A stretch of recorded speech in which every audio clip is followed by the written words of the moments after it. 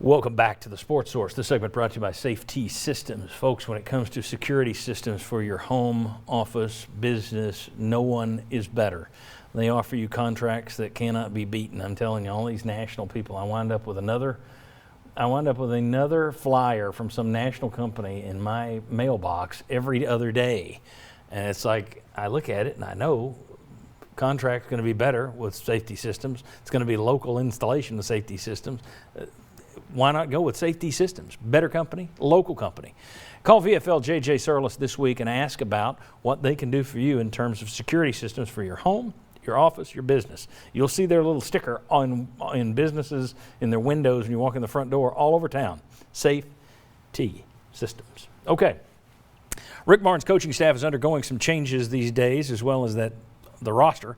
Kim English, of course, accepted the head coaching position at George Mason, which is where Rick Barnes began his career as well.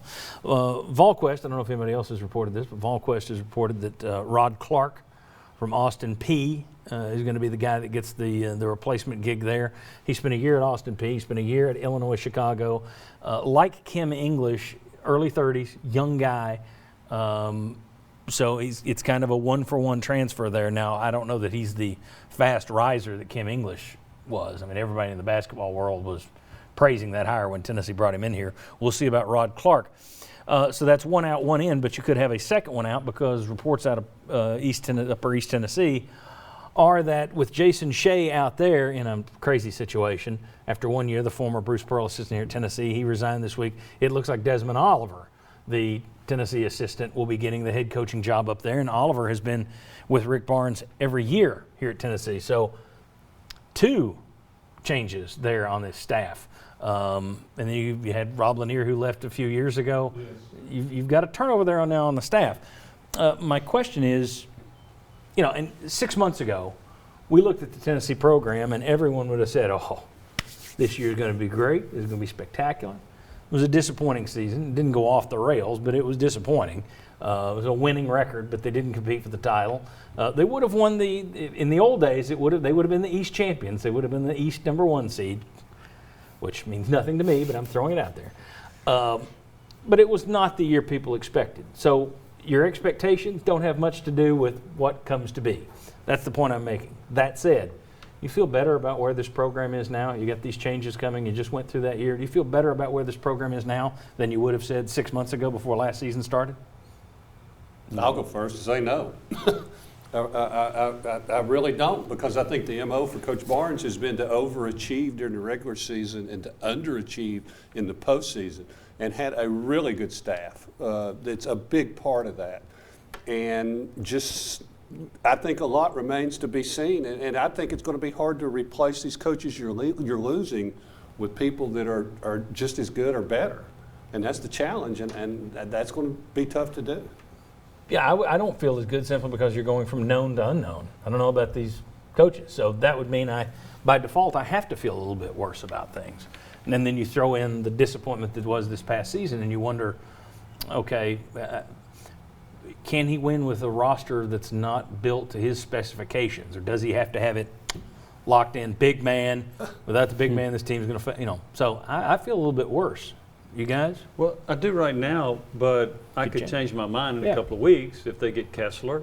I really love Kennedy Chandler. I watched him in this high school all-star, the national championships that they had in Fort Myers. He is really good. He answers the point guard position. I like the Justin Powell kid they got coming in from Auburn. If they get Kessler, another big man, I could change a little bit. I would be more concerned. My optimism would be more related to the roster than the coaching staff, because I think they've got to fill some needs on that roster, and I think they can do that. If they can do that, then I think the staff is less important to me. Yeah, same as Jimmy.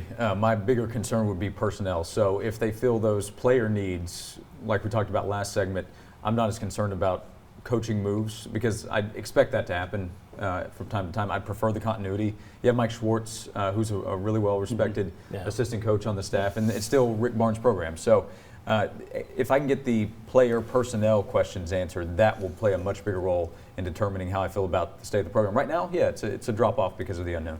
Yeah, I mean, I still feel good about the state of the program. You're paying a lot of money for a guy to keep it between the white lines, and I think he will. That's his track record. what his ceiling is, that I do have questions about that. And this past year makes me question some things, but at the same time, I have to try and temper that and say it was a weird year. This is a guy who typically we see players get better from year 1 to year 2 to year 3 to year 4 in his program. This is the first year he's been here where we didn't say, oh, none of these guys took a step forward. You know, Vescovi didn't look better from the year before. Fulkerson looked worse. Pons didn't look better from the year.